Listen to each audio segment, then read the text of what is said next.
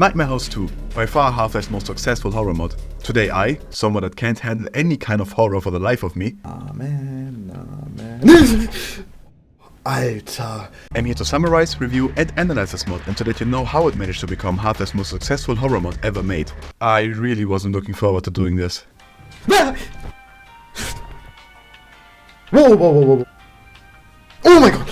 Oh my god. Before we get into the review, statistically, most of you are not subscribed. Consider subscribing and joining the Discord.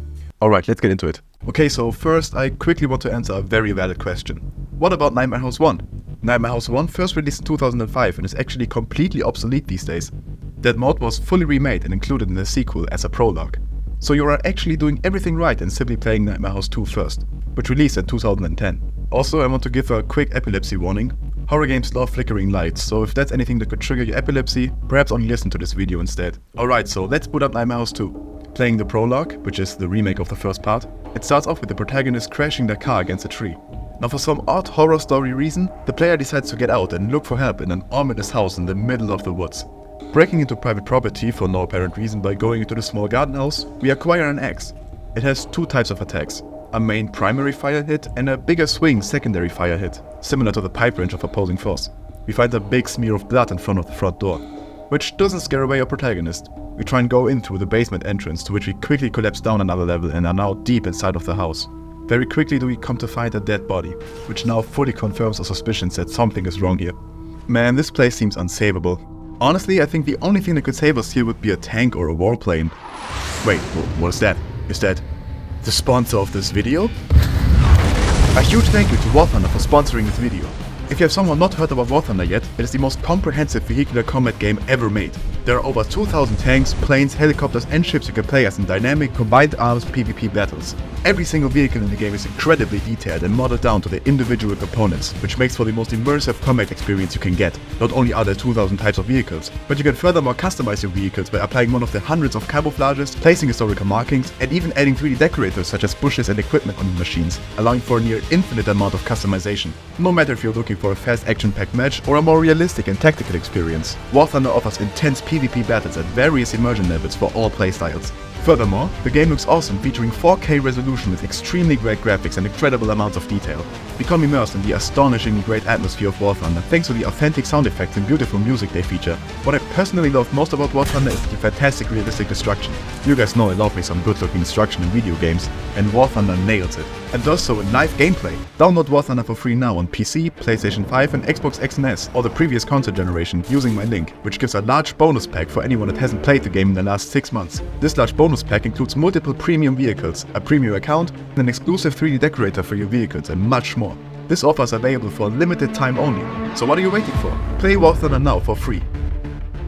After a quick puzzle involving stacking crates, we get a quick clever jump scare, in which a previously seen ragdoll suddenly comes alive again. I couldn't possibly tell you every scare that happens, because this prologue is densely filled with them. It kinda suffers from just always going for the jump scare instead of building tension. Now this shit obviously gets me each time. Alter, Junge, das sind nur Bretter. But I know objectively that this isn't that great horror. Building tension is always better than going for the jump scare. The environments themselves in terms of looks and level design are pretty good, and some scares were a bit more clever, like this TV one. Nein, danke. It does have that old Gmod horror map feel, which isn't the best thing to have. We also receive a reskinned revolver and shotgun relatively shortly after one another. The shotgun also gets introduced nicely, thanks to a beefy enemy placed right next to it. Oh, come on. That's a bit cheap, isn't it? I'm really glad that most source horror mods these days know better than to simply just create a zombie shooter. It's not scary, simply put. Not even for me. There is a repeating pattern of this dead woman in a red dress, which is surprisingly not just simply a scary woman horror stereotype. This does have a deeper meaning. But let's continue. To mention the sound design, which is important especially in horror, it's meh. There are some creepy sound effects that occasionally play that do add to the creepy atmosphere. There is however a constant wind noise that is playing throughout the entire house. Switching it up wouldn't have hurt. I'm quickly recording this in the edit. I totally forgot to mention the great soundtrack this game has. Like seriously, it's awesome and consists of a lot of tracks. Most of the soundtracks are for the main game and not for the prologue. But as I'm using it for all the background music in this video, I wanted to mention it now already. The soundtrack is a big plus that both the prologue and the main game have. We then arrive at the finale of the prologue, in which we run outside of the house back to our car, followed by zombies. Once we arrive, the same woman stands in front of our car. A text appears saying, "You can't escape from Nightmare House," and a text mentioning the sequel. Due to us playing this in Nightmare House 2 though, we immediately get thrown into Nightmare House 2. Before we do that jump though, let me quickly review the Prologue, the remake of the mod formerly known as Nightmare House 1. A definite improvement from how it used to look. I mean, look at this. It does however suffer from a lot of cheap horror game archetypes. It still managed to scare me, but that's honestly pretty easy to do. So yeah, let's leave this Prologue behind with a 5.5 rating and jump straight into what we're actually here for, the main game of Nightmare House 2. But don't forget about the Prologue just yet, it will be important later on. We hear a voice speaking to us. Same as it always was, isn't it? The mind just keeps sending you back again. It's interesting how you can find comfort in any familiar situation, even a familiar nightmare. Wake up. It's time for the real nightmare to begin.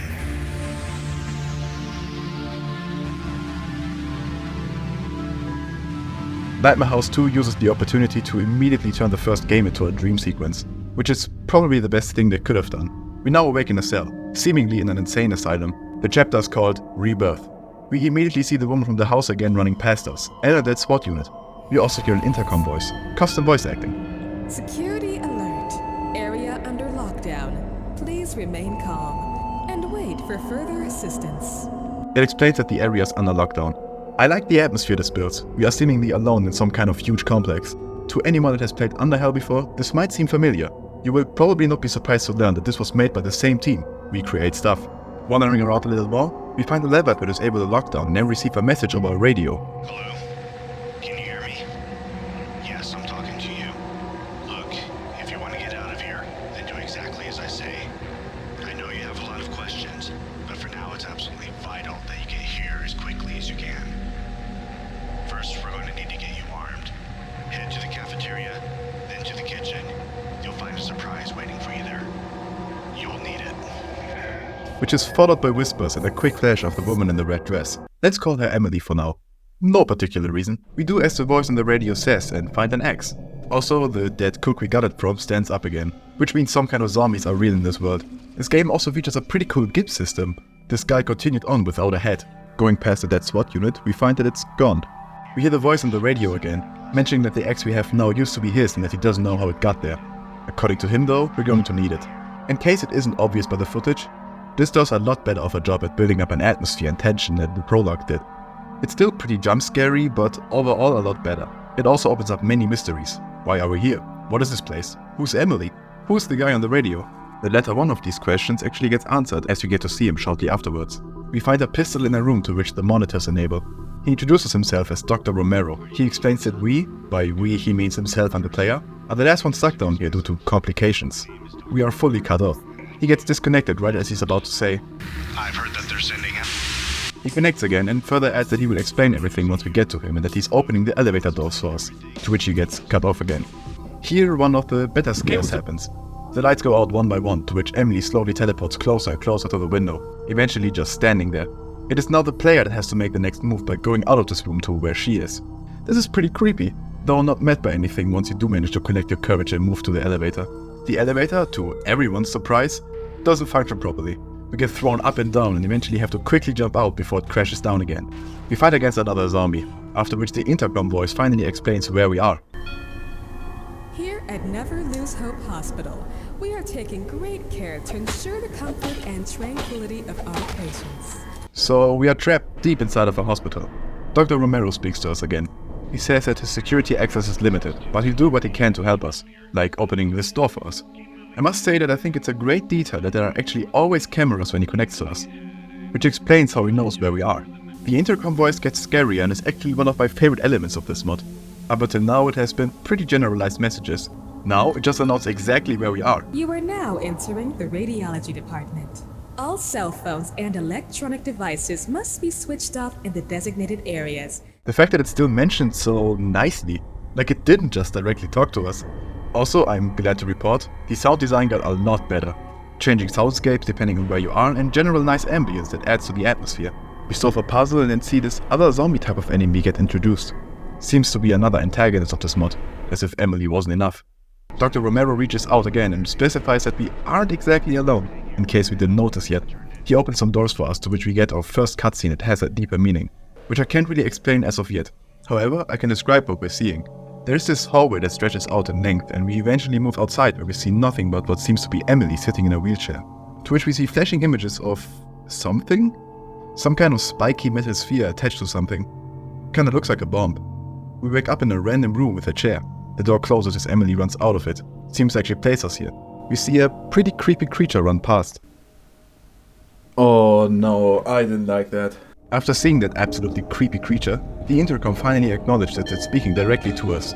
Never Lose Hope Hospital does not allow patients and visitors into its maintenance sections. Yes, I am talking about you. We then find the revolver and speak to Dr. Romero again, to which we actually get a pretty interesting story revelation. For one, he says that we were gone for 30 minutes. Then he adds this. Look, I know you can see her. She wants something from you. To which he advises us to be careful and tells us where we should go to continue. So this is actually a pretty interesting twist. This means that Emily is not a hallucination of ours or similar. Perhaps it is something similar, but what I'm basically ruling out is that this is all in the head, which I'm glad to do so early on in the video. After a fun puzzle where we collect batteries, we have a fight against that one SWAT unit we saw in the intro that mysteriously disappeared. Probably not actually meant to be that unit, but I'm just assuming so because it would be cooler. There are also these scares that freak me the hell out where the player gets slapped from behind and the flashlight malfunctions. Shortly after this, a door disappears in front of our eyes. Once we go back, we see the shortly teased other antagonist again, this time operating on a patient until this patient dies, the patient being a burnt corpse. We then see clearly that this other antagonist seems to be a doctor of some sort, and we get locked in this room. In an attempt to escape through a vent, we actually get dragged deeper into this illusion we seem to be experiencing. We are now trapped in a room as it gets tighter and tighter. Eventually, the only way to look is up, where we see Emily floating. To this we get another flash of images similar to before. This time we see Emily hanging as seen in the prologue, and her laying on a hospital bed. We then enter chapter 4, Operation. This chapter starts off with us seeing a helicopter flying past. In a desperate act to get its attention, we obviously run after it. This must be what Dr. Romero was mentioning when he was saying, I've heard that they're sending him. He was probably referring to some kind of rescue effort. On our way there, we get hit by what I believe to be one of the most memorable moments of this mod. We would like to take a minute of your time to notify you. There is something behind you. We catch another glimpse and then get into a vent that gets smaller by the second, to which we fall into this infinite hall filled with those creepy skinny creatures. In what seems like an illusion shattering, we then fall out of a vent and land in front of a window where we see SWAT units. Actual alive ones though. This is in my opinion where the mod truly starts. These guys have excellent voice acting and great animations on them. Sir, I don't think we should be getting too friendly with the patient. We don't even know why he's still here. That's exactly why we need him. He seems to be pretty familiar with the place, and we need that in order to complete the objective. For anyone that doesn't know, creating fully voiced and animated characters is a pain in the source engine, due to the program for it being hell to use. It's fine to do like once, but to go as far as to have 4 fully scripted characters is incredible. One of them, seemingly the leader, explains that they are on a search and destroy mission. Due to us seemingly surviving in these areas, we are seen as a valuable asset in guiding them through this place. We are not yet told what exactly they are looking for. Now begins the best part of this mod, in which it for a short time turns into a horror-themed survival shooter. These guys, even though I can't fully discern them from one another, are great. They dynamically react to stuff happening around you and are generally just awesome companions to have after spending so much time fully alone. Now they might be hard to tell apart by just looking at them, but they all have their own very different voices and character types. Also, these SWAT units are seen in Underhell in the training sequence. In the Underhell cameo you can hear them conversing about the worst ways to die. Yeah, I'm sure that won't have any relevance. One thing I really love about the SWAT units is that they all have their flashlight enabled. Just a small graphical and sometimes useful thing that I really appreciated. Shortly after this, one member goes missing, Johnson. We then see him get devoured in a vent in the room we're currently locked in. We pick up his automatic weapon, which sucks by the way, and use it to fight the lanky zombie types for the first time. Their actual name being Creepers by the way. As nice as this moment with the SWAT units is, it quickly gets taken away from us again due to the floor beneath us breaking. The leader tells us to find a way back to them. We now get into the very brief but not that great flare part. I personally am simply not a fan of any flare segments in Source games. I think episode 1 did an alright job, but overall carrying around flares is way too tedious to ever be worth it. This part lasts short enough for me to not be bothered too much. It quickly gets switched out for something that is great from a horror perspective, but awful from the perspective of my heart rate. Oh god, no, no, no. We speak with Dr. Romero again, who is glad about the helicopter circling outside. He tells us that he can't reach the helicopter due to the radio equipment that is enabled in the hospital. He tasks us with going and disabling it, which leads to us having to sneak past a ton of mannequins, and dude, I don't know what specifically it is about mannequins, but they are so fucking creepy. Oh, you fick dich, Junge. There's this one great scene where we actually find Johnson again. You know, the one that died in the vent. He stands behind a window and points us to a room. In it we find a switch which literally only turns off the power. He gives us a thumbs up. Once we enter his room we find that he was never there to begin with and that it was only a mannequin. We then find Emily crouching over the real Johnson as he's bleeding out, dying just as we reach him. We finally reach the radio room and blow up the generator. Dr. Romero nicely tells us that this whole place is on fire and that we should get out. A chasing sequence of you versus the fire starts. The entire facility seemingly collapsing due to you blowing up the generator. The door gets up in front of us as Emily walks out of the fire and pushes us through the doors. We are then in the illusion state once more. We see Emily running away in front of us. We run into a morgue and see her laying there as body bags fly out of their chambers. Once we approach her, she jumps at us and we see visions. The house of the Prologue, 2 people standing in front of it. One looking shockingly similar to Dr. Romero. It's now us laying on the table as 2 zombified doctors approach, the same one we saw earlier. We see Emily watching as we lay there. Our body now only the upper half of a skeleton. We then wake up in the arms of the Swat again. They apparently found us laying here in a random room. Now with the transmissions being able to reach outside of the hospital, they request evac from the helicopter. The helicopter obliges and we now make our way to the helipad, fully armed once more thanks to the SWAT members. We move through tunnels filled with zombies, which is made a lot more fun by the SWAT members conversing with one another.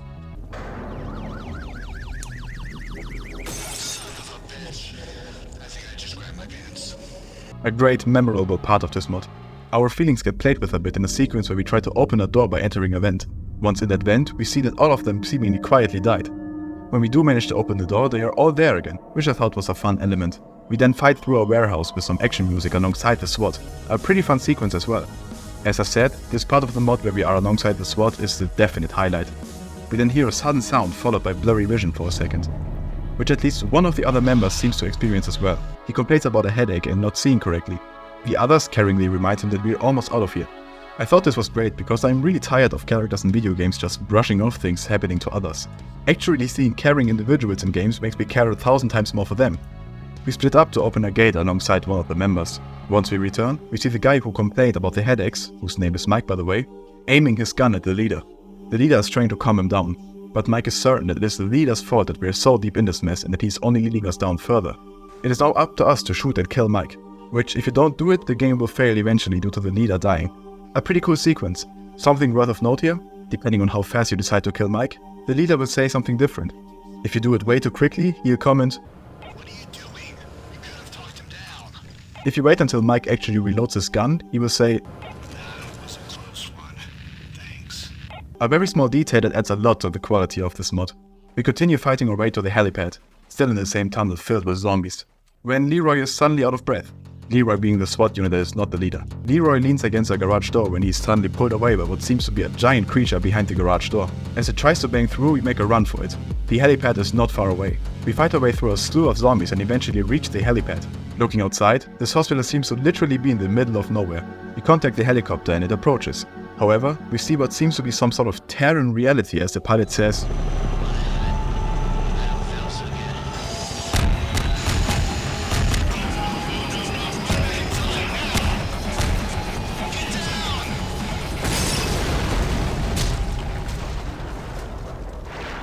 We awake once more. The helicopter crashed in the middle of the room as its rotors still ever so slightly spin.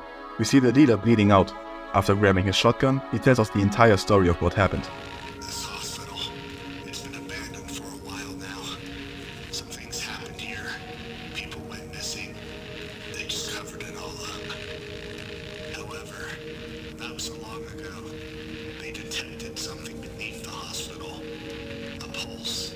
And then it all became clear.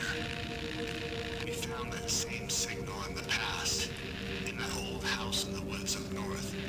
We know exactly who we're looking for. Only this time, he's got nowhere to run. My squad and I, we were sent here to track him down. The man responsible for all of this. His name is Dr. Romero. Find that asshole and waste him. Good luck. Dr. Romero. He's the bad guy in all of this. We then enter an elevator and hear Dr. Romero speaking to us over the speakers. I heard every word that man said. I am not a murderer. I have never intentionally killed anyone, and I don't plan on starting tonight. Therefore, I want to give you the chance to decide. In just a moment, this elevator is going to stop on the main level, directly next to the main entrance to the hospital. If you want to spare yourself, just leave me in this hospital alone. If you're bound and determined to find and kill me, though, just keep heading down the elevator. I won't stop you from coming. Just be warned, I will be forced to defend myself. Very important wording. I never intentionally killed someone. We can now choose what option to go with. If we decide to leave, the intercom voice basically begs us not to. You are now leaving Never Lose Hope Hospital. We hope you had a pleasant and an enjoyable stay. Don't go out. If we ignore it and continue on, Emily throws us back at the hospital wall and fully kills us. A text appears saying, "You have chosen to escape your fate and paid the price." Followed by, "You can't escape from Nightmare House." The letter being the exact same as the one seen at the end of the prologue. This is known as the escape ending, and is generally seen as a bad one. Once we take the elevator all the way down, the intercom again wants us to leave. This is the last we hear of the intercom in this game. This area is restricted to senior level staff only. If you do not have the proper authorization, please leave immediately. It's for your own good. We open the door and find the lab of Dr. Romero. We hear a door closing and what seems to be Dr. Romero trying to hide. Funnily enough, we can no-clip in there and kill him for a super secret ending. We see the monitors on which he was watching us and find boards of information. Besides a couple of Easter egg references, we see experiments about a certain core. This looked like the same thing we saw in that first cutscene. Another paper is referring to core effect reach, reaching as high as 262 meters, which is about 860 feet for anyone using inferior measurement systems. This is noted to be thanks to the radio room generator getting destroyed. We also see pictures of Dr. Romero and his wife in front of the Prologue house, very much speaking towards the fact that Emily is, or rather was, his wife. We see the core he's been working on, a huge experiment which we learn about more in his journal he kept, which also explains a lot of what was happening. I'm gonna save you from reading all of this and just explain this later in the full lore summary, but for now, it's important to know that his core exists to defend himself from his dead wife. It did also result in him killing almost everyone in this hospital and turning them into zombies. Later on, he went to use it to take down the SWAT units one by one. It was him that caused Mike to want to shoot the leader and caused the helicopter to crash. The core is, as noted by him, only held up by wooden planks. With this note, we enter and try to destroy it. Dr. Romero speaks to us. This is the core. It's protecting me, you see, keeping me safe from her. I have to send a few friends to keep you company. The core now starts spawning enemies. There's a generator placed not far from it and we can use it to temporarily disable the shield of it. By the way, the core looks great, especially all the particles around it. Each time we manage to destroy one of the support beams, Dr. Romero throws us into our mind, trapping us in our nightmares. The first one is us getting charged by creepers, which get killed by Emily right before they are about to reach us. Each time the nightmares here end, we see a couple more visions explaining what happens. This time we see someone entering our cell. We wake up again. Dr. Romero is distraught by this and knows that Emily is helping us. The next nightmare involves us running down an infinite hallway and then falling into water. But before we drown, Emily reaches out and saves us. We then see the two zombie nurses once again operating on us. The next nightmare is a flashback to us running away from the original nightmare house chased by fast zombies. Emily uses our car to throw it at them. After this, we see the ambulance arrive and we get shown how we were thrown into the cell. Once we destroy the very final support beam, a huge explosion happens.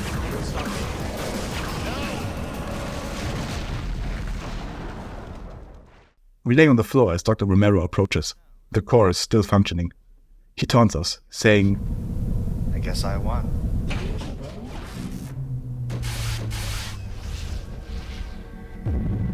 Oh shit!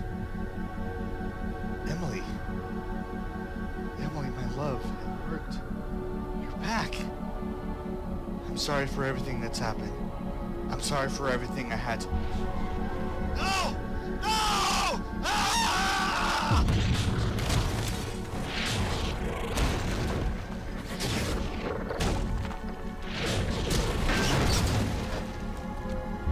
Emily, listen. You're about to make a big mistake. The core. It's awesome.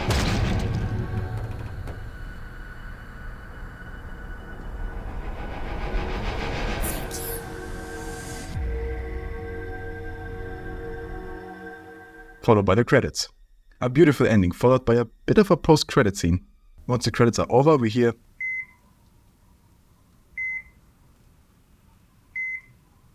Now I know I didn't give a whole lot of reviewing in this last section. This is mostly due to all of this simply being so filled to the brim with story. Let me first summarize the story and theorize a bit before I get into my final review. So here's the entirety of the story, with some details that I must admit I only understood thanks to the wiki.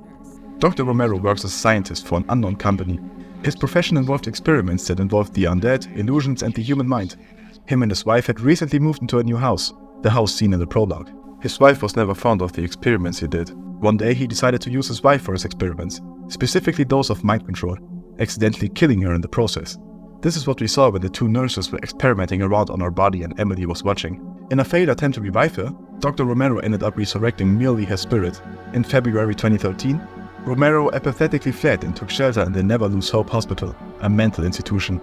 He stayed there for several months, hidden in the storage rooms as nobody ever goes down there. Dr. Romero's mental state became worse and worse. Sometime in April or early May, the protagonist of our story, the patient, crashed their car and was looking for help in the nightmare house. This is the events we saw in the prologue. Here are a few details that were kept from us though when first playing. The first detail is that Emily actually ended up saving us by throwing the car at the zombies. We also didn't know that it was Emily that originally caused the car crash. The car crash that eventually led to us being brought straight to the Never Lose Hope Hospital. Locked in a mental institution, most likely for the unrealistic events we described and every piece of evidence of it being burnt to the ground, as noted in the journal of Dr. Romero. Dr. Romero was afraid of exactly these events happening. He knows that Emily sent us. In June, he started reconstructing the core, a machine that would make targets hallucinate and even kill them. This machine was also used to stop Emily's vengeful spirit from killing him. His mental state kept worsening. Eventually, he enabled the core near the end of August. By doing this, he ended up killing everyone in the hospital except for the protagonist. The protagonist was deep at sleep in a coma, their mind protected from Romero's device by Emily. This is also the reason Dr. Romero mentioned finding comfort in the same nightmare. Emily was forcing us to relive the prologue over and over again in order to shield us from the core. On September 12th, Dr. Romero grabbed a fire axe and went to kill the protagonist in an attempt to stop Emily's plans, but he couldn't do it. He felt Emily's presence. He took a detour to the cafeteria to get some food, which is where he found and nailed the undead chef to the ground. Thus this fire axe being found there. Only one day later did Dr. Romero make the first move himself. He woke us up. He tried to get the protagonist closer to him to try and control his mind. Someone, however, noticed this initial pulse of the core. The SWAT team on the helicopter specifically. Dr. Romero, in what seems to be wishful thinking, believes that by just taking out the SWAT units in the helicopter that no more help will arrive, and that crashing the helicopter would be the end to all this. Bit of a lapse in his judgment, I must say. The core's range is however not enough to reach the helicopter, which is why he recruited us to disable the radio room. That way he could take control of the radio tower as a sort of signal booster. We then get to the finale. The protagonist successfully destroys the core, leading to Emily killing Dr. Romero and her finally being able to move on. While Emily is definitely the victim in this situation, it is unclear what her intentions after the hospital are. It's assumed that she simply wants to move on to the afterlife though. Now resting in peace, thanks to her husband no longer being able to do his inhumane experiments. Which is also specifically why she did not want us to leave the hospital in a bad ending. The sounds we hear past the ending are unexplained. It could either be a teaser for a third part, which I have no idea how that will play out, or they could simply be telling us that we are being taken care of in another hospital, perhaps dropped there by Emily. The only reference we get to some kind of continuation is this Easter egg. All the whispers we hear from Emily throughout the game are actually reverse sounds. One of them that is found in the files actually says this when reversed.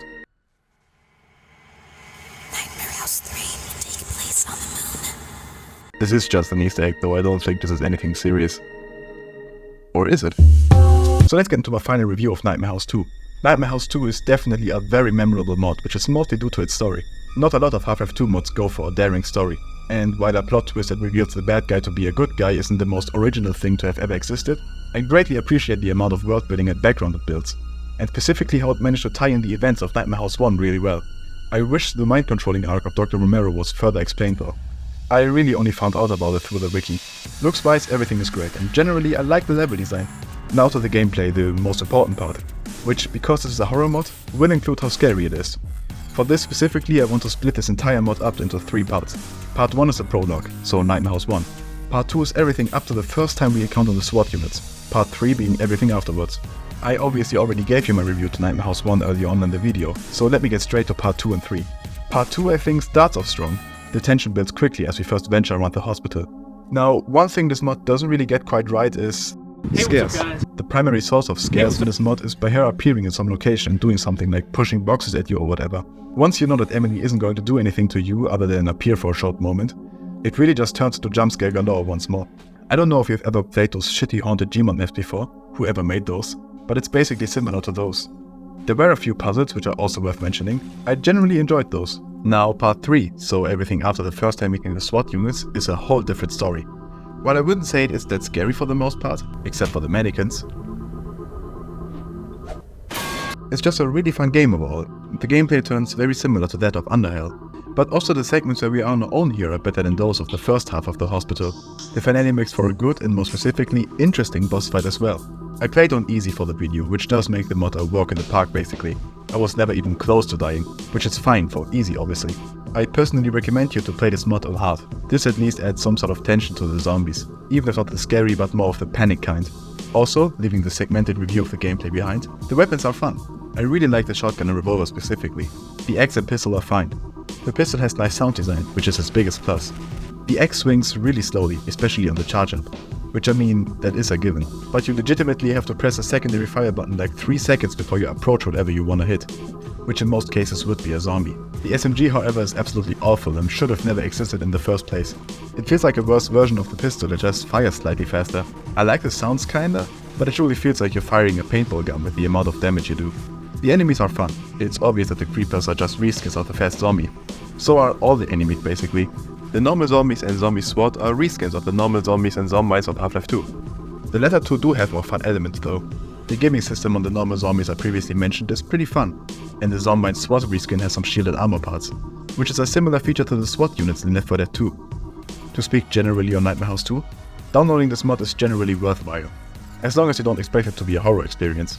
Sure, you can choose to become immersed and get scared, or perhaps you just suck at horror games like I do and get scared at everything. What you really play Nightmare House 2 for though is everything else. The story, the survival shooter aspect of it, and the occasional scare. I don't even know what exact genre Nightmare House 2 would fit into. I think it really stands as its own thing. The mod does market itself as horror though, which I think is where a lot of the criticism comes from. If you play Nightmare House 2 with no expectations going in, you will enjoy your time with it. I wish it leaned less into the horror aspect, especially past the mannequins. I guess it does make sense in lore though, due to Dr. Romero playing with your mind. I couldn't possibly give it a 10 out of 10, as much as I appreciate the effort that has obviously been put into this mod. I do give it an 8.5 out of 10 though, as I did have a lot of fun with it and I think most people will. Again, just don't go in expecting a horror game. Again, huge thanks to War Thunder for sponsoring this video. Be sure to check War Thunder out using my link in the description and pinned comment. It's free to play and is genuinely one of the best PvP games there is out there. By checking it out you're not only supporting the channel but also doing yourself a huge favor. Trust me, you won't regret it. Go and play it for free now while the limited time large bonus pack is still available. What are you waiting for? Do it now! That was it for today's video. Another huge shout out to War Thunder for sponsoring this video and making it possible for me to keep creating content for you guys. Be sure to join the Discord if you haven't yet. And if you are really here watching this and haven't yet subscribed, what are you even doing? So yeah, otherwise, thank you for watching.